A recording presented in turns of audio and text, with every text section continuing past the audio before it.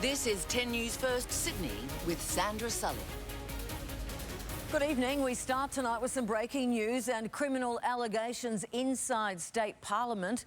Our political rounds person Lachie Kennedy joins me now live with the latest. Lachlan, early stages on this story, but what can you tell us? Sandra, this bombshell dropped right in the middle of question time this afternoon and the news spread very quickly throughout the building behind me. The news is that New South Wales Police, specifically detectives from the Child Abuse and Sex Crime Squad, have established Strike Force Candelo to investigate allegations of sexual violence-related offences.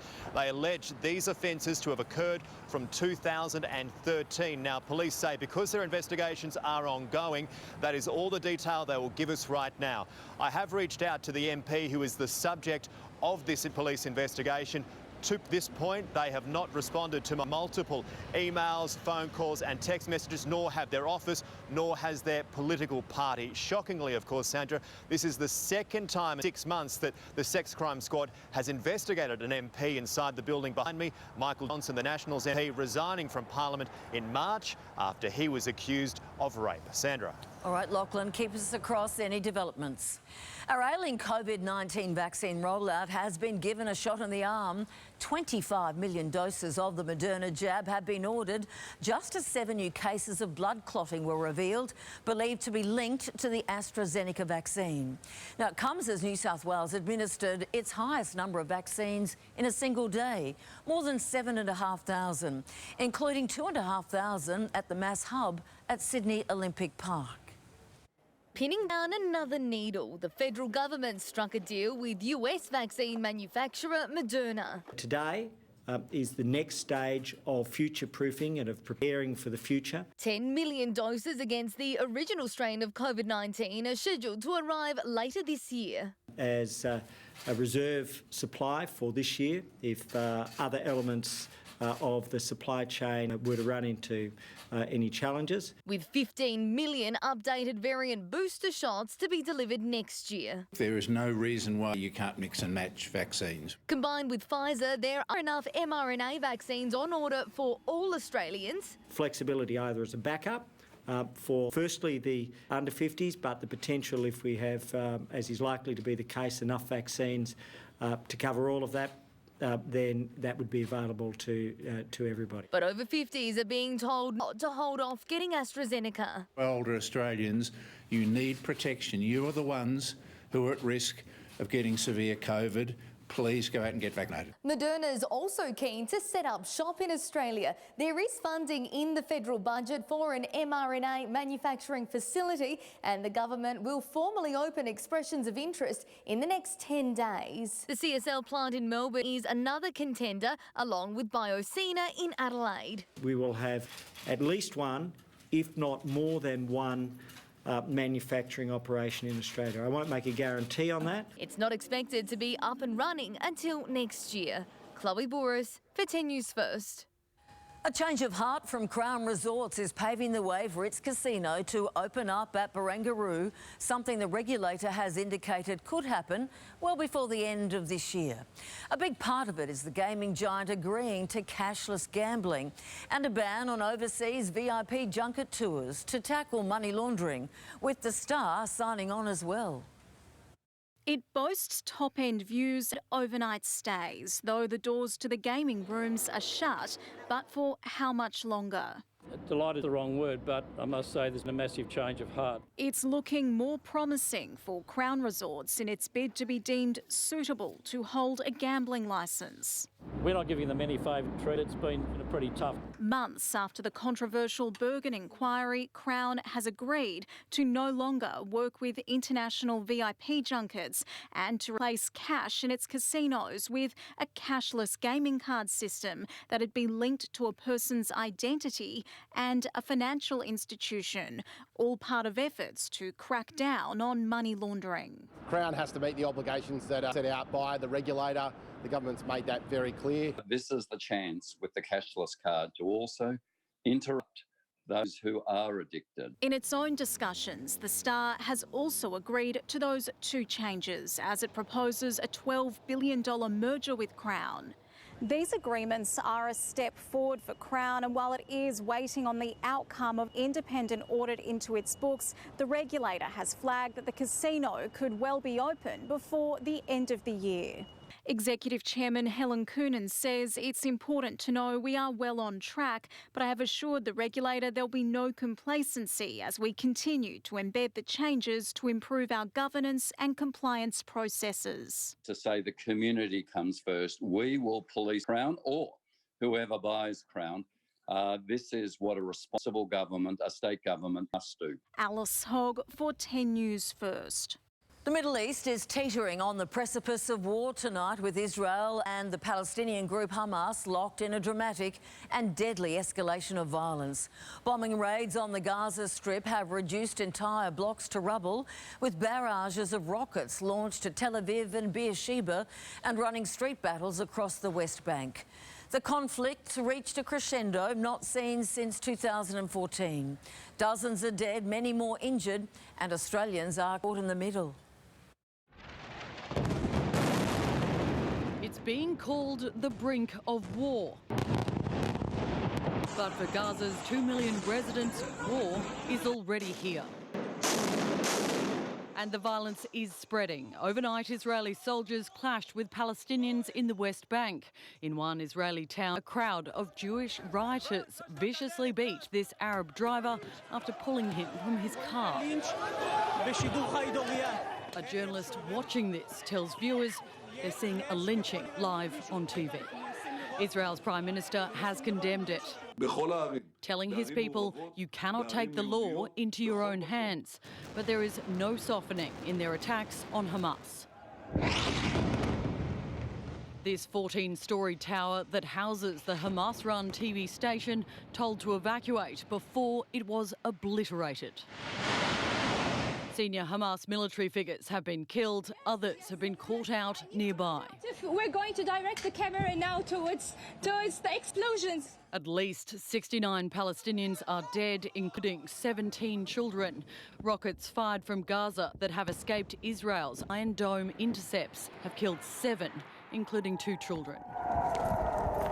Melbourne-born Sean Marantelli is in Tel Aviv. It's very, very, very, very scary because, I mean, the explosions of the Israeli missiles intercepting the missiles from Gaza would shake the building. So what has sparked this latest violence? Well, Israel's Supreme Court is considering an appeal over a decision to remove Palestinian families from their homes in the Sheikh Jarrah neighbourhood of Jerusalem. Families who in some cases have been living there since 1956 after the UN brokered a deal for families left homeless following the creation of Israel. That tension boiled over 2 days ago in one of the city's holiest sites, with Israeli police clashing with Palestinians at the Al-Aqsa Mosque. From President Biden, my hope is that we'll see this coming to conclusion sooner than later. But anger is spreading. Protests have erupted across Europe, and here in Western Sydney, a woman has been charged with setting fire to an Israeli flag. We do not want to import the troubles of other parts of the world into this country. We're Australians. That's who we are here. In Gaza, they can only wait for the next strike. Ursula Hager for 10 News First. A Rushcutters Bay man has been charged with murdering his ex-boyfriend in the car park of an apartment building. He faced court for the first time today as devastated friends described their shock at the 39-year-old's death. Sporting a black eye and dread in a forensic suit, 42-year-old Philip Papathimiou is driven to court, accused of the bashing murder of a man he'd once been in a relationship with. His former boyfriend Christopher died yesterday afternoon at a Rushcutters Bay apartment block. Police found the 39-year-old's unresponsive body in the basement car park. He was taken to hospital but died a short time later. Today, a court heard the pair had been arguing before emergency services were called. Anastasia Tully knew both men well. They'd lived with her up until recently. I feel for his mother. That was her only son. I'm just confused and shocked. It wasn't the first time she'd offered her couch to her friend Philip, who used to be a hairdresser. He's ended up here a few times throughout our history. I've always been there to support him. Close friends say the pair were volatile in their relationship together, but they are still in shock that one is dead and the other is charged with his murder. It is like family to me. So I'm just in total shock today, I really am. I just can't believe it. Papathimiou made no application for bail. He's due to face court again next week. Steve Hart for 10 News First. The state government has announced a support package it likens to dropping a nuclear bomb on the mice plague crisis that's ravaging regional New South Wales, including what they're calling the strongest mouse poison in the world. The timing of the $50 million spend is raising eyebrows, though. Accused of being too slow to act, the state government has shown it can perform a very quick backflip. Oh my word! This was the Agriculture Minister on Tuesday. Throwing money at this in terms of rebates does not make the mice go away. 48 hours later, it's an unprecedented $50 million package to tackle the scourge of mice plague. A package that does include rebates for households and also small businesses in rural areas. They have been completely shamed into this announcement, and it is too little too late. Households will receive $500 towards baits and traps, businesses $1,000. The centrepiece, though, is treating the grain of primary producers for free. Instead of being given the poison, though, farmers will need to take their grain to a government treatment depot. Specific locations haven't been announced. There, the bait will be mixed with the grain before being given back to producers. We've been talking to Minister Marshall for a number of months now. We continued those discussions yesterday and look, we welcome the announcement today. The Minister confident federal approval will be given to use the banned bromadiolone. I'm not going to sugarcoat it or hide it, but this poison is toxic, it is deadly. And it won't just kill mice, it will kill a lot of other animals that may ingest this poison. So why wasn't this package announced on Tuesday when farmers were actually here? Well, the Minister says it's because the details were still being worked out, and he strongly denies any suggestion that it's because this has now become an issue in the crucial Upper Hunter by-election. The Nationals candidate was questioned about the crisis at a forum last night. We do need to come up with a plan very quickly and deal with it. Even though, according to the Minister, the mice plague is not an issue in the Upper Hunter. Now, I've talked to three members in the last 24 hours and they're all in the electorate and they've all had major challenges with mice. Lachlan Kennedy for 10 News First. New South Wales wants to reopen its borders to international students who inject billions into the economy each year. But the proposal needs to be given the green light from the Commonwealth Government, which is under mounting pressure to bring stranded Aussies back home. Room after room, ready but unoccupied. This purpose-built student accommodation only opened in January. It boasts more than 200 studio rooms, other common areas and study spaces. So, could it be a quarantine solution? We're here and capable to return international students. The state government wants to open our borders to overseas students. They would be in addition to our weekly 3,000 international arrivals cap, so they wouldn't be taking up spaces in the hotel quarantine system. And because this building is empty, they've had time to prepare. Talk me through the airflow system here. Well, obviously the airflow system here is completely self-contained, and also we've got the negative pressure in terms of when we open our doors, it doesn't flow out into the corridor, which has been the main challenge in hotel quarantine. Every individual student spends more than 50% of their income on non-education related expenditure. That's events in our coffee shops, our cafes, our restaurants. Experts estimate there are roughly 2,000 empty rooms in purpose-built student accommodation across New South Wales. So, if travellers were rotated through every 14 days, that would facilitate an extra 1,000 arrivals each week.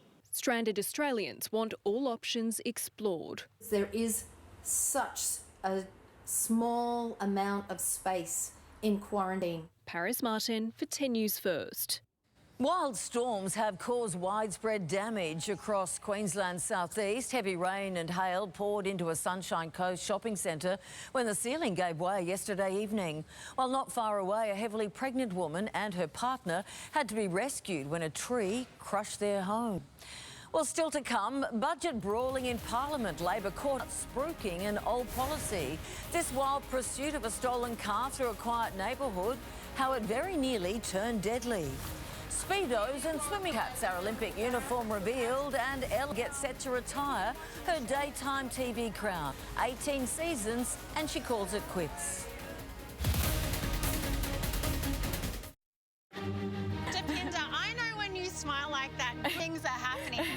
Dopinder has come a MasterChef favourite. I'm just so happy with my dish. She has a secret weapon that will turn an everyday meal into a masterpiece. What have you made?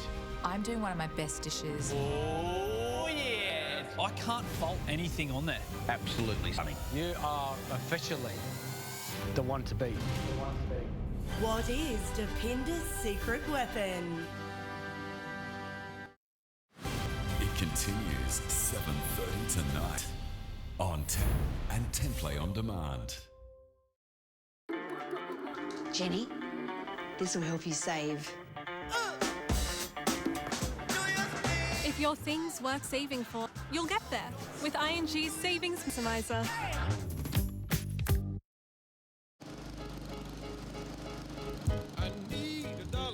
A little goes a long way at Macca's. Grab a small fries for $2 and for a limited time, 24 chicken McNuggets for $9.95. Part of our loose change menu.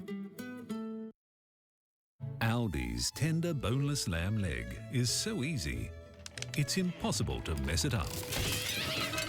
Boneless lamb leg roast, now only $13.99 per kilo. Aldi, good, different.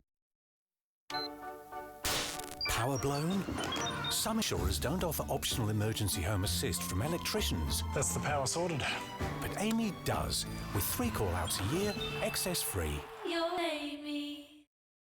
New look, same delicious taste. Delicious creamy, topped with velvety froth. Nescafe Cafe Creations. At Nurofen, we know playful kids are happy kids, but sometimes fever gets in the way.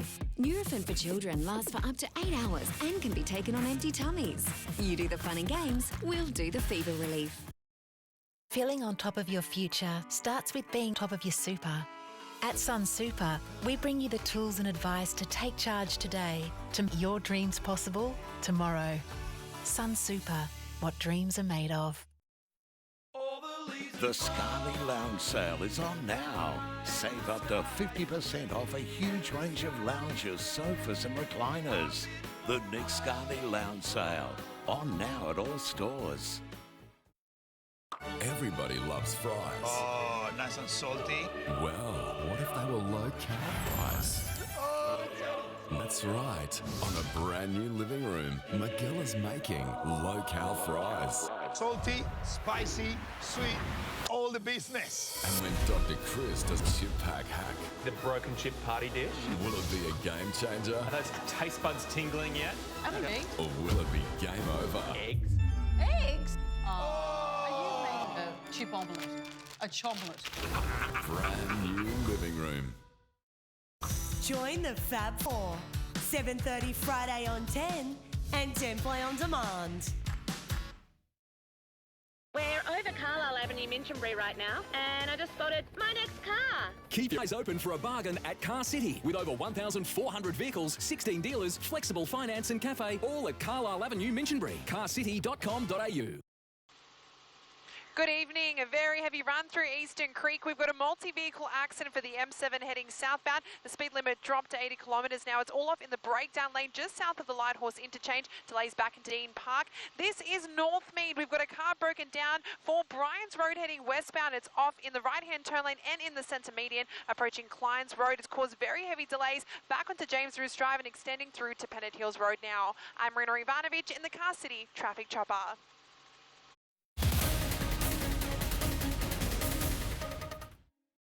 The Labor Party has been caught recycling an old policy that was so bad a few years ago, they dumped it. And fittingly, it's about innovation.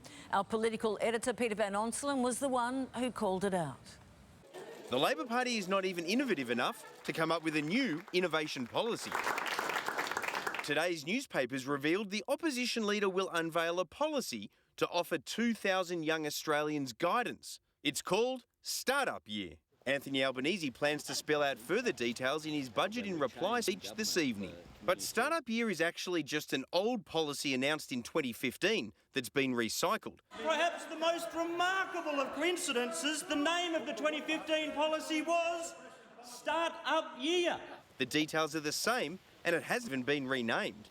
Imagine the lack of innovation it takes not even to be able to come up with a new name for the old policy. Our policy back then was important for firms that found it hard to get money to get up and survive, and it's even more important now post-pandemic. 6 years ago, Bill Shorten announced a startup policy. We'll do a minimum amount for each student. He took it to the 2016 election. He also targeted 2,000 students. But the 2015 policy wasn't even good enough to keep for the 2019 election. Labor scrapped it. Dumped before the 2019 election. When you compare the quotes Labor gave in today's newspapers on the policy to the quotes Bill Shorten had in this press release from 6 years ago, they're almost identical. A cut and paste job. Not very innovative. You could have called it Restart Up Year. Or Start Up Year, comma, again. I imagine in part that the government will, like most of our policies on innovation, steal it as well. Literally, the best that the Leader of the Opposition can do in the space of innovation is to plagiarise from a 6-year-old idea of his predecessor. Peter Van Onselen for 10 News First. It was a frightening flight for 64 passengers on board a Qantas plane this morning after it was forced to make an emergency landing at Brisbane Airport. Footage has emerged from inside the Dash 8, which had flown up from Newcastle, making its descent. The aircraft had reported problems with its landing gear and requested permission to touch down. Cabin crew were taking no risks.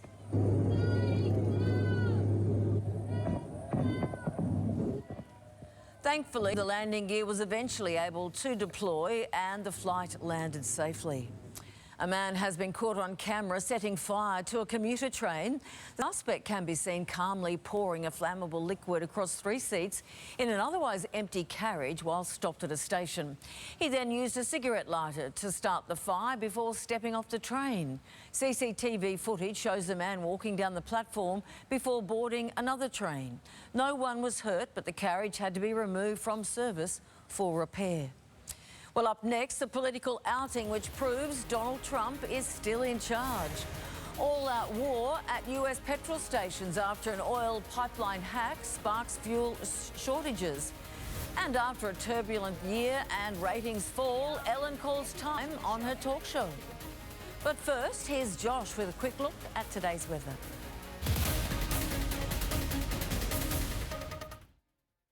Good evening, Sal's. A beautiful autumn day unfolding across parts of Sydney, but last night an area of thunderstorms formed off parts of the New South Wales coast. Now, some of these cells moved onshore in and around parts of Sydney and the Central Coast. Now, some of the thunderstorms themselves were quite slow moving, allowing rainfall totals to grow in quite a short period of time. And some of those are on screen here. Kurrajong, which is just northwest of Sydney, 105 millimetres in quite a short period of time. Ettalong on the Central Coast, 38 millimetres.